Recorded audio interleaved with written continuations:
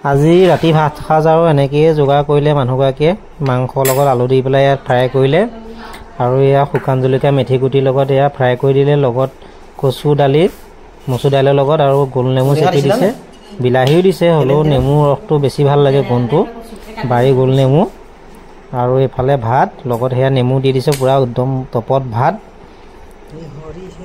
তুমি গোটেই মানে থব নোৱাৰাকৈ খাবা নি ভাল লাগিলে গোটেইখিনি খাব সিমানেই মৰম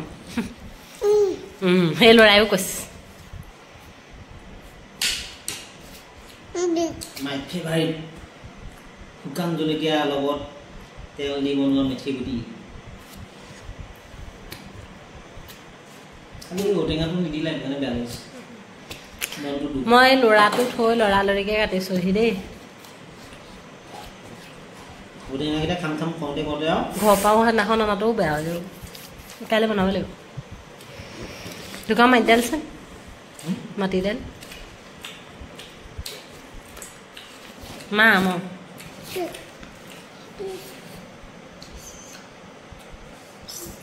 মজা